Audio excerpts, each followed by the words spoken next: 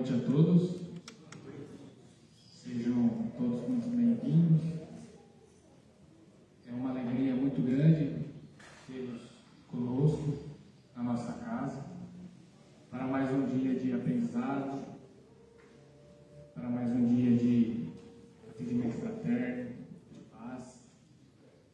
Saudamos também os nossos amigos internautas que nos acompanham através dos nossos canais nas mídias sociais, e aqueles que estiverem vindo pela primeira vez, sejam muito bem-vindos, sintam-se em casa, que possamos todos nos envolver nessas energias tão bem trabalhadas pela espiritualidade para o bem de cada um de nós.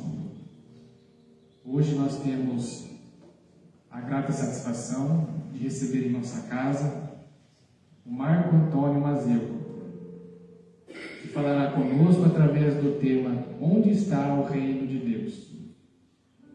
O Marco Antônio, que é um grande estudioso da doutrina espírita e dedica-se também à divulgação da doutrina por meio de suas palestras e está vinculado ao Centro Espírita Francisco de Assis, em Araraquara, onde reside também. E antes que passamos a palavra para o Marco, eu gostaria de convidá-los para uma prece inicial.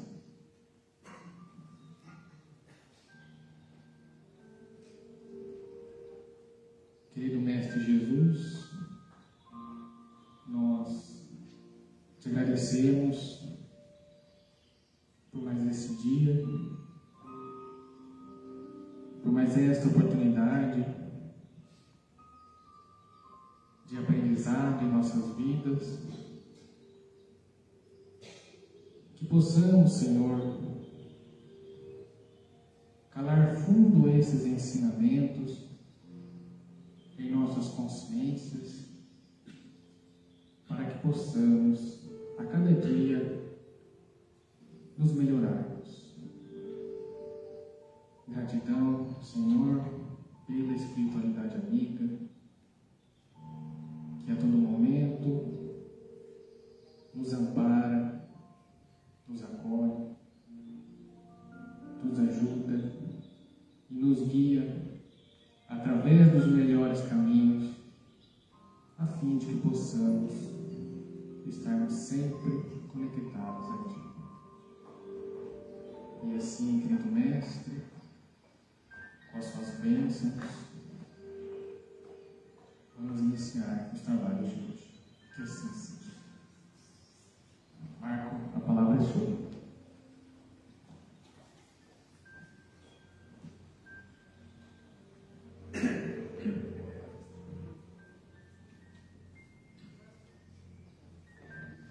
Queridos irmãos e irmãs, encarnados e desencarnados em todas as horas, eu proponho aos irmãos uma volta ao passado, ao tempo de Jesus, ao tempo da Galileia Antiga, para ver o assunto que nós vamos abordar no dia de hoje, envolvendo o reino dos céus. Qual era a visão daquele povo e qual foi a lição deixada pelo Divino Mestre sobre onde está o reino de Deus? E nós vamos aqui começar já fazendo um preâmbulo sobre a terminologia, porque nós vamos encontrar no Evangelho a referência a reino de Deus e reino dos céus. Seria a mesma coisa ou estaria a designar lugar, definições diferenciadas? Nós vamos buscar na história e vamos ver que dos 4 evangelistas, João não cuidou muito do reino de Deus, não. Mas Mateus, Lucas e Marcos falaram bastante deles. Mateus falou 31 vezes o termo reino dos céus e apenas 4 reino de Deus. Já Marcos falou 14 vezes reino de Deus e nenhuma reino dos céus. Lucas falou 32 vezes reino de Deus e também nenhuma reino dos céus. Os evangelistas que estavam lá, aliás, se fosse pelo critério de presencial, somente Mateus estava ali com Jesus, não é? Marcos escreveu os evangelhos pela ótica de Pedro. Pedro passou os conhecimentos a Marcos e ele escreveu. Já Lucas recebeu todas as informações de Paulo de Tarso. Mas Paulo também não viveu com Jesus. Como ele obteve isso aí? Paulo foi o primeiro grande repórter que nós temos notícia do cristianismo, porque ele ficou entrevistando as diversas pessoas e colhendo ali as visões mais profundas e mais pitorescas da vida e da passagem de Jesus com as suas lições. É o mais enriquecido. E posteriormente, antes do seu desencarne, da sua morte premeditada, ele vai deixar todo esse escrito para Lucas, que edita o seu evangelho. Então, e aí voltamos ao normal. Por que Mateus fala reino dos céus e os demais reino de Deus? Não é? A resposta está com relação digamos assim, a nacionalidade religiosa de Mateus. Mateus era um fariseu, um arrecadador de impostos, não é? Uma mania hábil de escrever, de fazer cálculos, e ele realmente escrevia com muita propriedade, não é isso? Aliás, no romance Paulo e Estevão, nós vamos ver que Mateus reservava a noite para redigir as passagens que ele tinha presenciado com Jesus. Olha, gente, ele não deixava para outro momento, não é? Já João, que estava junto também, deixou para um outro momento. E aí nossa memória pode falhar, e nem sempre aquela beleza retratada no cenário é correspondida, não é verdade? Mas Mateus não. Ele tinha o hábito de, no final do dia, redigir aquilo que ele havia presenciado com Jesus. E é por isso, então, que o Evangelho de Mateus é o mais, digamos assim, profundo e também o mais completo entre os evangelistas, né? Essa expressão. E por que ele falou o reino dos céus e não de Deus? Porque os fariseus eram, digamos assim, seguidores vinculados, profundos, não é? Da lei mosaica. E o segundo mandamento da lei mosaica qual que é? Não tomar o nome de Deus em vão. Eles vão falar com Deus para todas as coisas, não é? Imagina nós aqui, se Mateus estivesse hoje, estaria preocupado, porque nós aqui do Ocidente falamos Deus em todas as frases, não é isso? Vá com Deus, que Deus te acompanhe, não é? E a maior dela, né? Que Deus te pague. A dívida vai ser paga por Deus, não por nós. Nós colocamos Deus em tudo. Deus te proteja, Deus te abençoe, Deus te ajude. Deus para nós é uma palavra como se fosse um amigo próximo. Não era assim com os fariseus aqui ao tempo de Jesus. Eles honravam o mandamento, o segundo mandamento, e a palavra Deus ela só falava no templo, o maior deles, Jerusalém. Olha como uma mudança, né? Essa é a razão, porque Mateus nunca falava a palavra reino de Deus, de Deus, e sim dos céus. Por quê? Porque ele não levava o nome de Deus. Era comum a cultura ignorar o nome de Deus, falando no Pai e outros termos assim.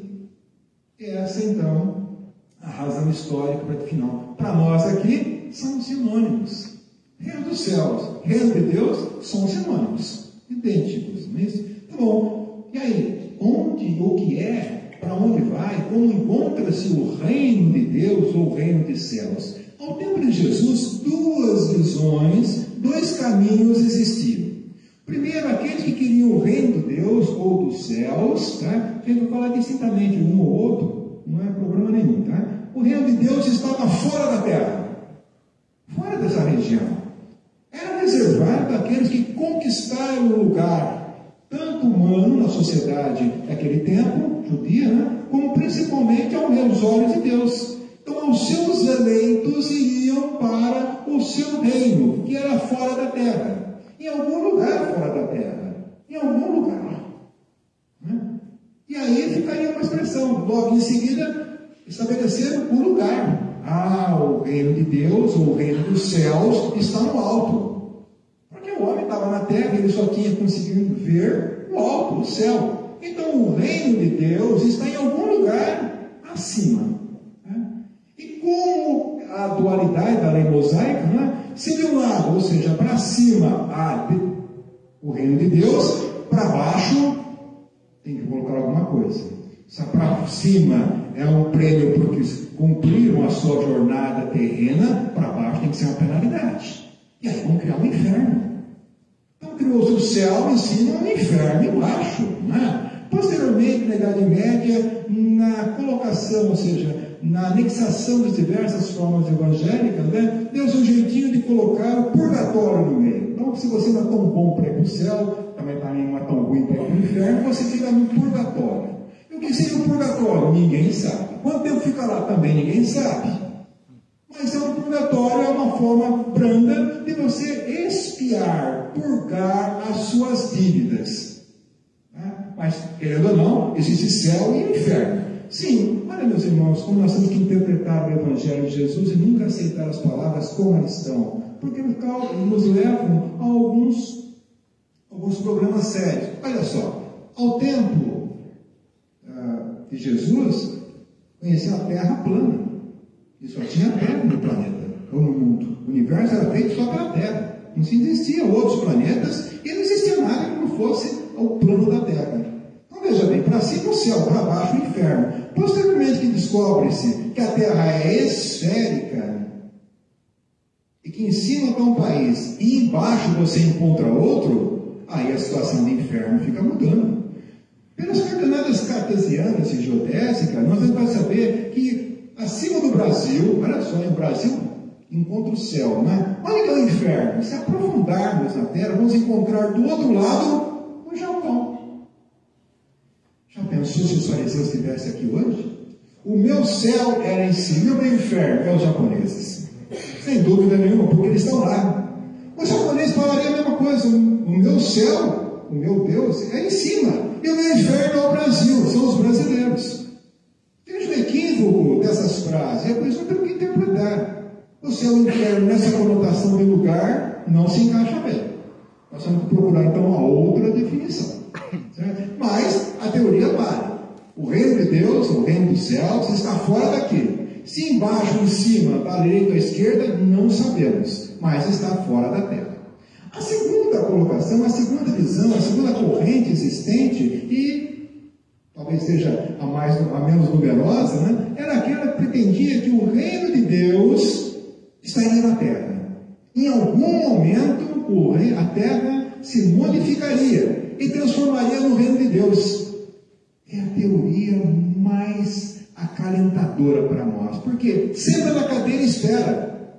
Em algum momento, a terra vai ser o reino de Deus. Você não precisa fazer força nenhuma, é só esperar. E aí começa, fruto dessa teoria, as definições de data.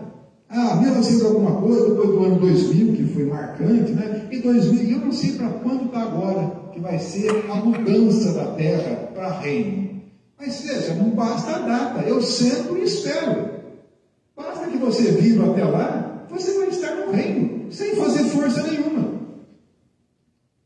Acomodação muito gritante, né? Aliás, sobre essas datas, é interessante ver que existe um caso concreto, não vou contar a cidade, mas é na região nordeste do Brasil, que no ano 2000, próximo à virada do ano 1999, né, para 2000, sabia-se que a Terra, tinha uma teoria muito grande, que a Terra ia acabar. Entenderam transformar como não existir. O que aconteceu então? Numa delegacia de polícia, de uma cidade qualquer, próximo à meia-noite, o delegado de polícia chama o carcereiro. Vem cá, são 10 para meia-noite. Sim, e vamos entrar para o ano 2000. Sim. Solte todos que estão presos. O doutor não entendi. Solte todos que estão presos. Mas por quê? Chegar a morrer todo mundo antes que morra em liberdade. E aí o mundo mudou, começou janeiro de 2000, a terra não acabou, e a polícia teve que buscar um a um que estava preso. São teorias como essa. Mas ainda, não vou passar dos 50 anos, dos 60 anos, 70 anos. É fruto dessa colocação, dessa teoria de a Terra mudar por data. Daqui a 20 anos a Terra será um paraíso. Nós estamos realmente alimentando um ego falso, acomodado. Porque a terra será aquilo que será por definição e por determinação de Jesus, nunca por nós. E nós não sabemos se vamos estar hoje aqui ou amanhã. Um dia nós teremos que desencarnar e talvez reencarnar na terra já modificada, Então nós temos que tomar cuidado nessas questões. Tá bom, não é a teoria de fora daqui e de dentro daqui, mas então onde está o reino de Deus? Onde está? Nós vamos buscar em Lucas uma ideia, uma cena muito interessante. Estava Jesus uma tarde e muitos se aproximaram dele. E os fariseus deviam provocar Jesus, não é? Porque já eram mandados, porque os sacerdotes, né, do Sinédrio não estavam lá muito contentes com as pregações de Jesus, não. Eles estavam dando ao povo condições de pensar, condição de acreditar que existia esperança fora do templo de Jerusalém. Uma outra dimensão de compreensão de Deus estava sendo trazida por Jesus, e isso incomodava muito o clero daquela época. Então muitos fariseus eram infiltrados de modo a provocar Jesus, e aí o Evangelho é pródigo em trazer inúmeras situações que provocam Jesus, não é? E Jesus sabe muito bem disso, e dá a resposta adequada, a lição adequada. E uma dessas, chegou os fariseus e falou: mestre, quando vem o reino de Deus?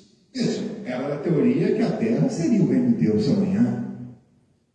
Jesus pensa e dá a lição correta para todos nós. O reino de Deus não vem de modo visível. Mas o que é isso? Estaria Jesus falando já do mundo virtual? Estaria falando de Jesus no modo visível comum, é matéria? Não tem lugar? E Jesus fala, vírgula, e nem acreditem que aqueles que falam que está aqui ou está ali. Então veja, não é lugar. Não vão acreditar quem fala que está aqui, está lá. E por quê? E Jesus termina a frase: porque o reino de Deus está dentro de cada um de nós. E aí foi a revolução. Uma lição grandiosa que aqueles homens não entenderam, e muitos daqueles que estão encarnados no século XXI também não compreenderam. Nós estamos esperando que o reino de Deus seja fora ou dentro da terra, sem preocupar-se em transformar o nosso interior como sendo a habitação de Deus. E como é que Deus habita em nosso interior? Como é que é possível trazer o reino de Deus dentro de nós? Vou pegar um exemplo para vocês compreenderem bem essa visão. Muitos nossos irmãos nordestinos migraram para São Paulo. Vamos pensar essa cultura. Uma cultura muito interessante, muito rica de simbolismo, né? Cultura nordestina. Então está aqui. Conclusão. Podem viver como paulistas. Isso. Só que em algumas datas do ano, alguns festejos, eles se vestem, eles fazem aquela alimentação, eles dançam da forma que culturalmente viviam em seus estados de origem. Olha a cultura como é tão forte dentro de cada um de si, que faz a pessoa, mesmo vivendo num estado que não é deles de nascença, mas ele ainda cultiva essa informação. E São Paulo é rico nesses exemplos. Há também muitos gaúchos que ainda se vestem com os trajes típicos, né? Faz o seu chimarrão, o seu churrasco, a moda toda peculiar. Vejam, vivem num estado que não é deles, mas mantém viva a cultura de que trouxeram quando criança ou quando aqui aportaram. Onde está a cultura? No interior deles. Da mesma forma, e por analogia, podemos entender o que Jesus quis dizer para nós. O reino de Deus não está fora, está dentro. Mas dentro aonde? Em que lugar? Ele é um órgão? Não, não é um órgão não. Os órgãos são bem definidos. Mas onde está esse reino? Para entender essa forma, nós vamos buscar agora a doutrina espírita. Não é? Segundo o preceito da questão 627, Kardec pergunta, bom, se Jesus já disse tudo, por que a doutrina espírita teria que vir? Por quê? Porque era necessário a doutrina espírita vir. E responde o Espírito de Verdade. Jesus falava com os exemplos, alegorias e a forma daquele tempo. Então, para eles se expressar, ele usava o exemplo e a forma coloquial típica daqueles que estavam ouvindo. Mas é necessário, em dias atuais, trazer a linguagem sem nenhuma alegoria, de maneira direta, de maneira simples, para que todos possam compreender na sua acepção mais simples. E aí que vem a doutrina espírita. O Espírito de Verdade, presidindo todo esse conhecimento, vem trazer a forma de perguntas e respostas, mas respostas que não deixam a dúvida. São lá expressões lá, e olha que nós tivemos um excelente mestre para articulatura, que foi Allan Kardec. E Allan Kardec, tem hora que, desculpa o termo, gente, mas parecia ser chato, né? Ele perguntava de novo, e o Espírito sabia disso, falou assim, olha, já te respondemos, mas acrescenta isso.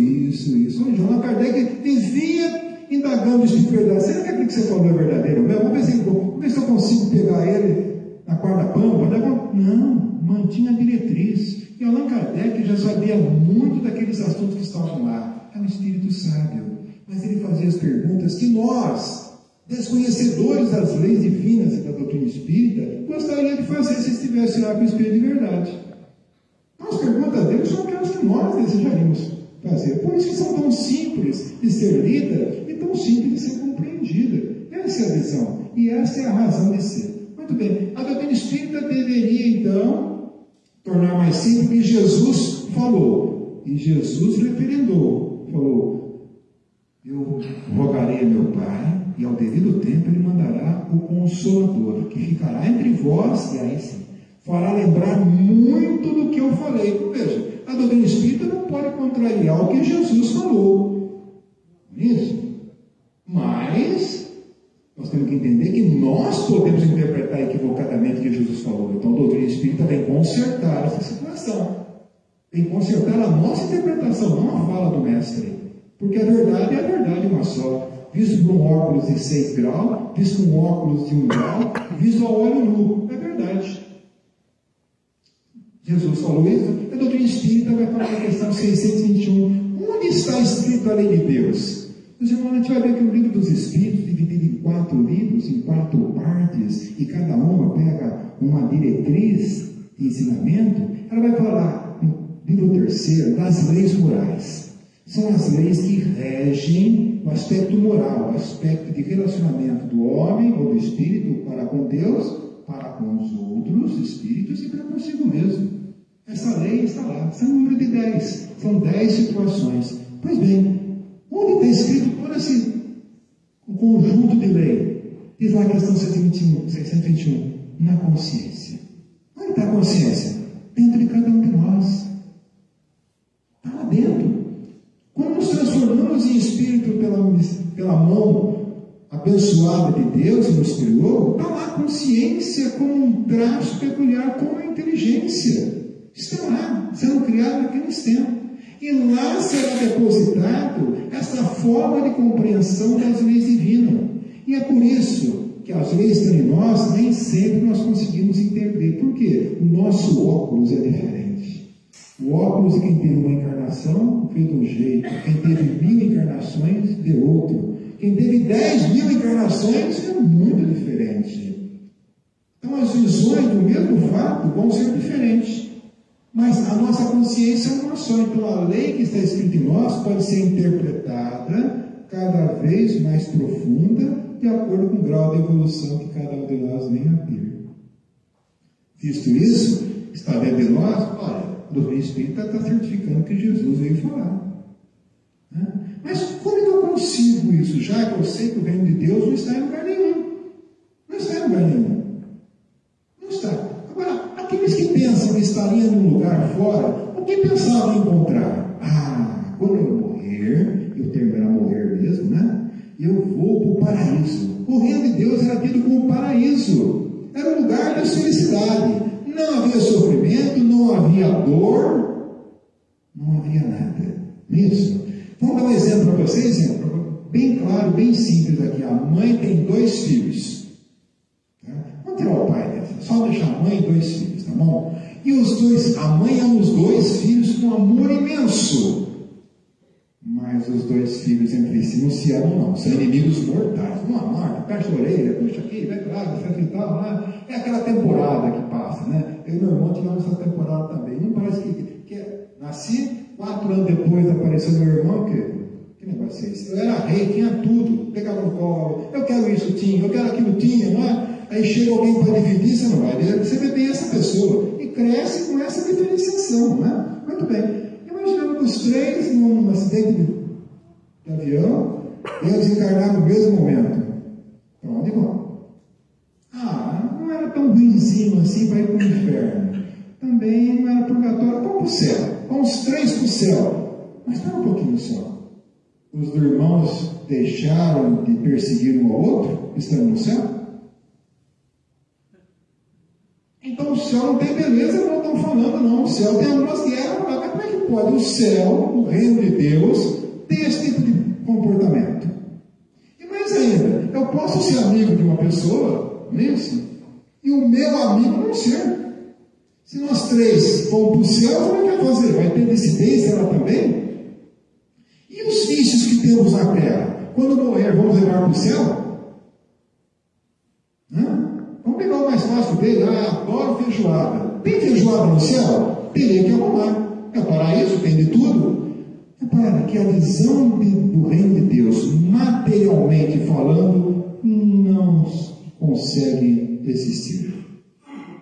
Ela não consegue. E racionalmente, como diz Allan Kardec, ela não consegue vingar. É necessário então uma outra compreensão dela. O reino, então, não é nada material, é tudo espiritual, é tudo nosso interior. E como é que eu faço, então, já que não tem lugar para construir, para adquirir, para transformar esse reino? Lembra que o Evangelho segundo o Espiritismo deixa lá uma página em que vai nos dizer sobre o homem velho e o homem novo. Isso, que não tem nada a ver com a idade física. Longe, cabelo branco não quer dizer que é homem velho, né? Cabelo preto não quer dizer que é homem novo. Não, não é assim. Diz respeito aos costumes, à cultura. Então, aquele que tem uma cultura antiga é um homem velho. Aquele que pega uma cultura nova é um homem novo. E é possível transformar o velho no novo? Claro que é. Basta alterar o que você tem interiormente e aceitar aquilo que está se apresentando no presente. Então, nós podemos transformar de um homem velho para um homem novo. Qualquer um pode. Qualquer um pode, não é? A mesma pedagogia é exigida para construir o reino de Deus em nós. Nós vamos trocando um vício por uma qualidade. Vamos trocando um erro por um acerto. Vamos trocando uma forma equivocada de ver a vida por outra melhor. Então a evolução vai nos trazendo essa oportunidade. E nós temos tempo para isso. Questão 115 do Livro dos Espíritos. Deus criou os espíritos bons e outros ruins. Tem clube do bolinha?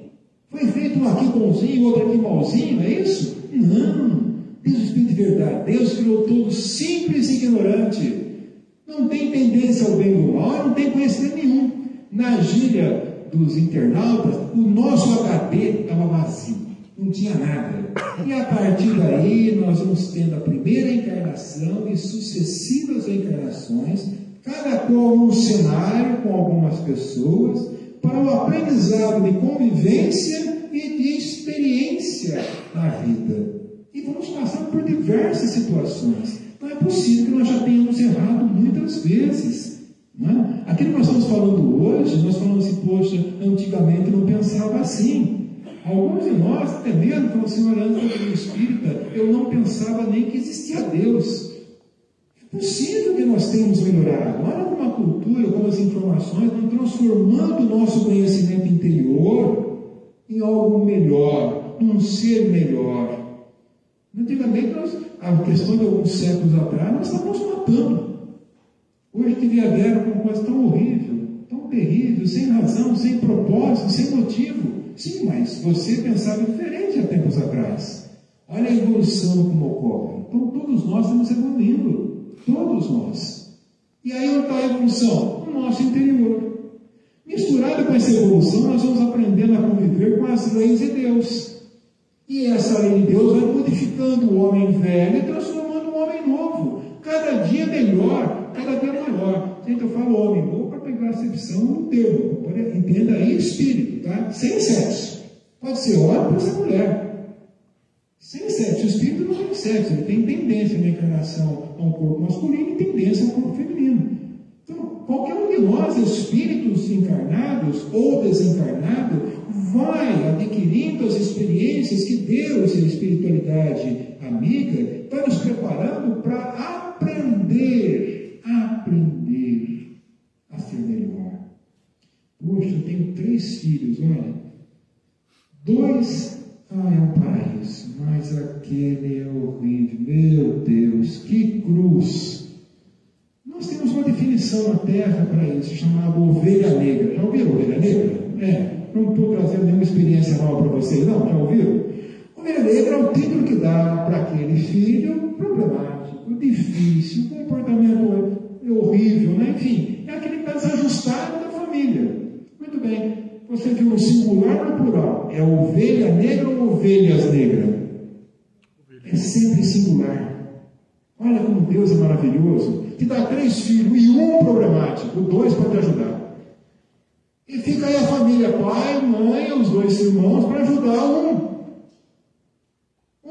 É assim a proteção. Pode reparar, muito difícil a família que tenha 2 ou 3 problemáticos. Geralmente são pequenos problemas. Agora, aquele que baixou o barraco, como diz a gíria, isso aí é poucos, porque não tem razão nenhuma. A ideia é convivência, é reeducação, é reaproximação. Deus não quer excluir ninguém, quer que nós nos aproximemos e ensinamos aquele que não sabe o que ele tem que aprender.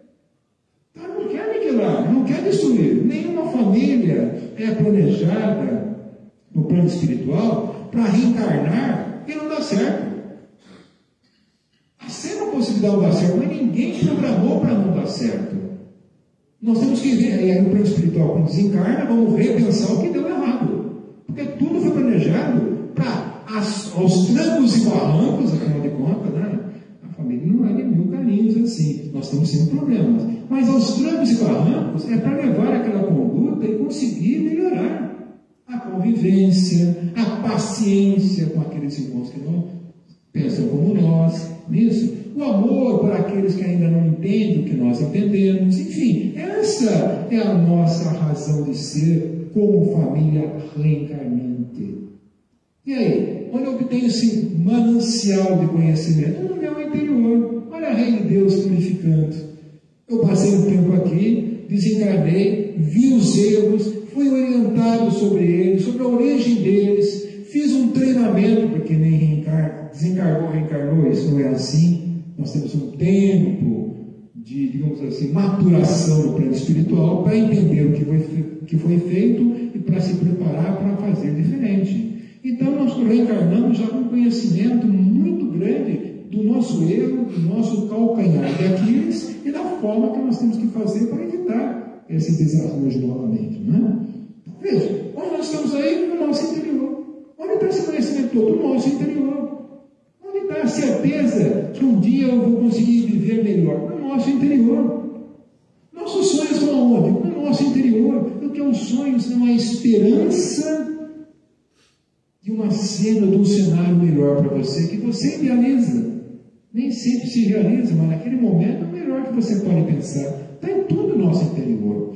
Há um filme, né? Neil Machine, Nova Máquina, e ele fala, o autor, o personagem principal, fala uma frase interessante. Todo homem tem uma máquina do tempo. Não é muito interessante a máquina do tempo, de voltar atrás e para o futuro, né? Tem o túnel do tempo. Quem tem um pouquinho mais de 26 anos vai lembrar disso, né? O túnel do tempo, uma série maravilhosa, o homem andava lá, ele via a história acontecendo porque ele presenciava, né? Muito bem, todo mundo tem uma máquina do tempo. A que manda para o passado chama-se lembrança. Aquele que te manda para o futuro chama-se sonhos. Olha, gente, que poético.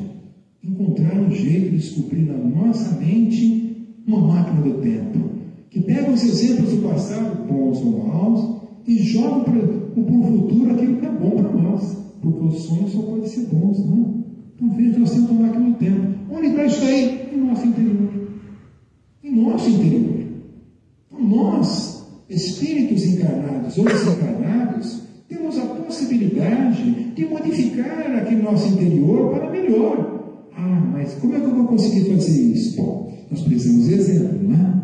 Precisamos de livros, sim, isso é importante.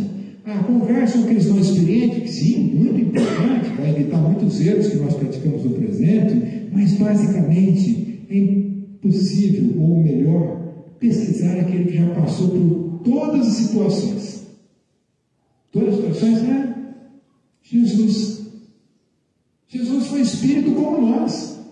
Estava errando como nós. Foi criado simples e ignorante como nós. Passou a evolução toda. E chegou no mais alto grau, na categoria do espírito puro. Mas peraí, Jesus errou? E como errou? Claro que errou. Se Deus criou todo simples e ignorante, ele também errou. O certo é que ele passou e sabe como errou. E sabe como ajudar nós a consertar o erro. Porque não é melhor que um pai, que uma mãe que já errou para consertar o filho ou a filha que está convivendo. Filho, não faça isso. Me dei mal. Me dei muito mal. Né? Ou na gíria, né? Vai dar ruim. Não vai ser que vai dar ruim. Não vai ser nada bom. Porque a experiência nos estão falando. Estamos ajudando aqueles irmãos que estão em menor idade nessa vida a evitar erros maiores. Então Jesus é nosso exemplo. É por isso que ele me chamou essa responsabilidade. Eu sou o caminho, ou seja, por onde você vai. A verdade, ou seja, de minhas palavras, está as leis de Deus na sua mais simples forma, não é? E a vida, que vida? Vida material, em que tiramos a vida dele? Não, uma vida acima desta aqui. Uma vida espiritual, uma vida com potencialidade que você não precisa mais reencarnar, que é aquela acepção dos espíritos que chegaram no mais alto grau de evolução. Seguir Jesus é saber que nós podemos contar com um amigo que já passou por isso, que vai nos recomendar, passa assim, passa aquilo, não vai nos inspirar, cuidado. Mas Deus, só Deus Jesus? Não, Deus também deu consciência. Olha a consciência voltando também na pedagogia, porque foi colocado na consciência algumas travas, algumas lembranças sobre fatos que nós não poderíamos fazer. E ele vai falar. Quando vai tomar uma atitude lá, Marco, cuidado. Uma palavrinha, alguma coisa dentro da cabeça, fala, calma, pensa melhor, cuidado. Pode reparar, tem uma coisa que não segura. Algumas pessoas conseguem até ouvir dentro da caixa craniana alguém falando, cuidado, não vai por esse caminho, não faça assim, não vai dar certo, vai dar ruim. Olha a consciência falando, mas peraí, não são os espíritos? Nem sempre são os espíritos, nem sempre nós somos da guarda, os espíritos familiares, os amigos espirituais, nem sempre. Boa parte disso, astral, nós colocamos quando reencarnamos.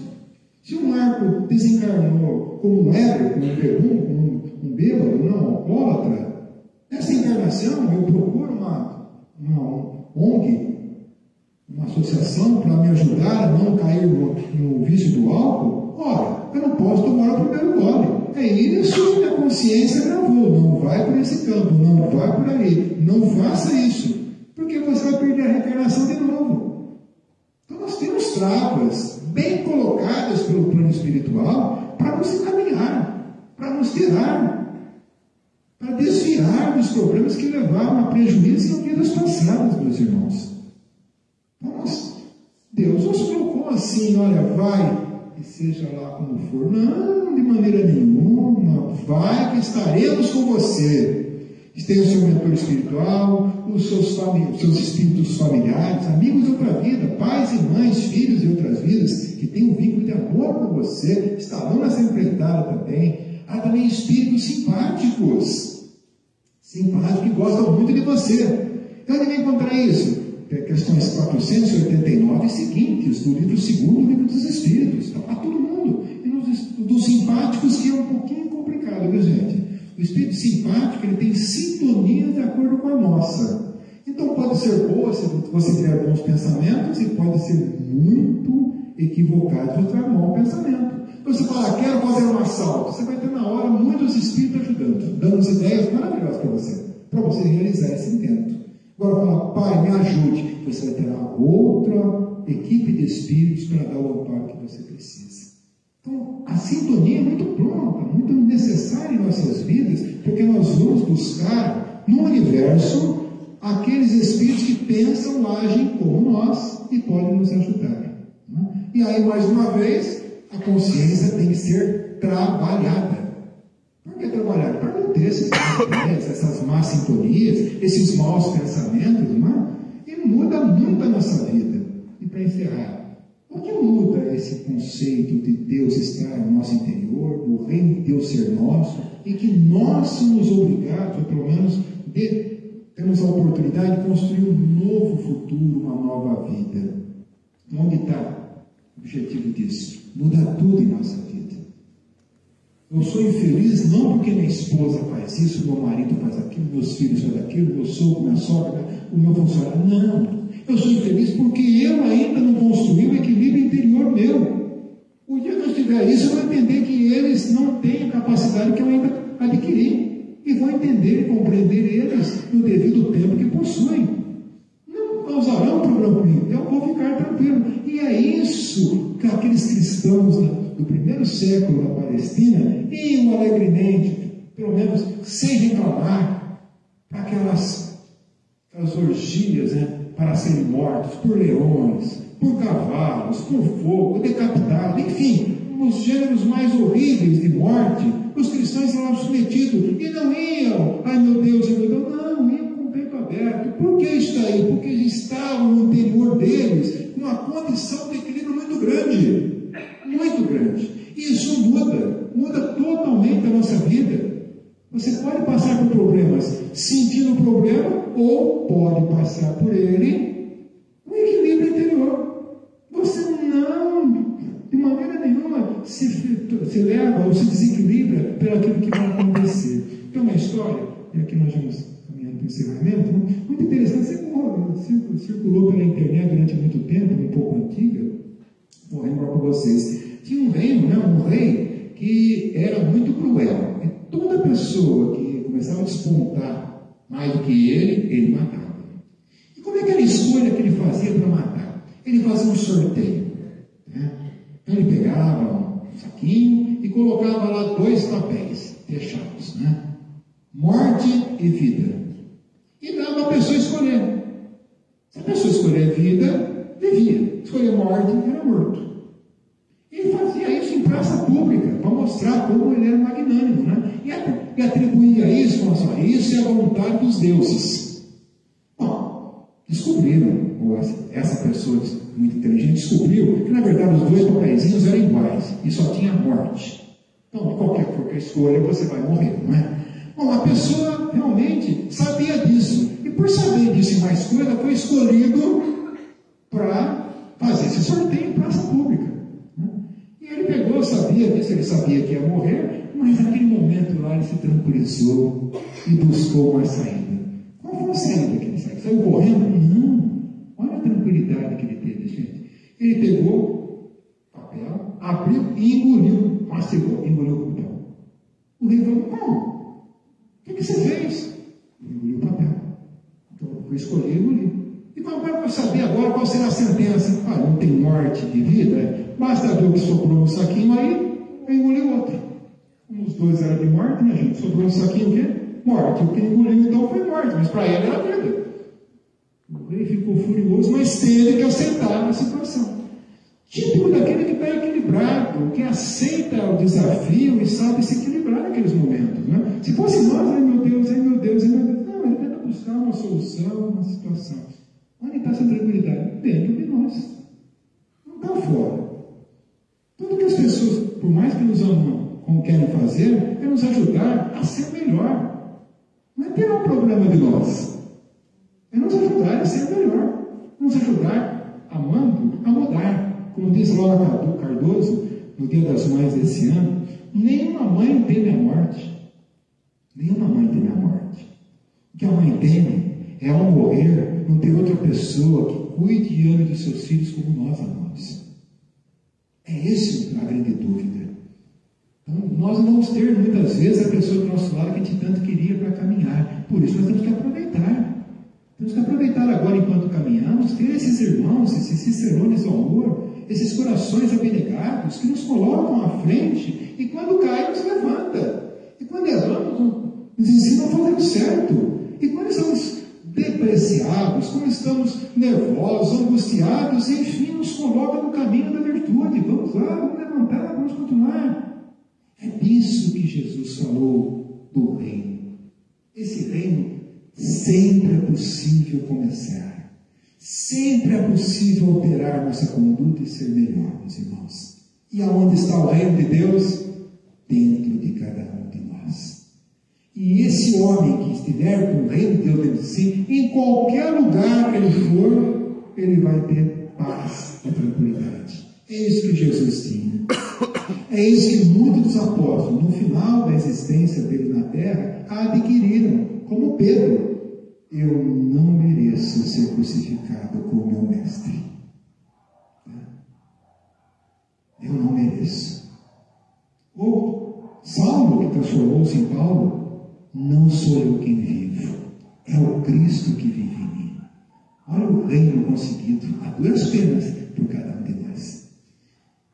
Agradeço imensamente a paciência dos irmãos em nos ouvir, que Jesus possa abençoar a cada um, que dessas despretensiosas palavras possam ter esse ânimo de você começar a cunhar, a cristalizar, a construir o reino dentro de si mesmo. Muita paz.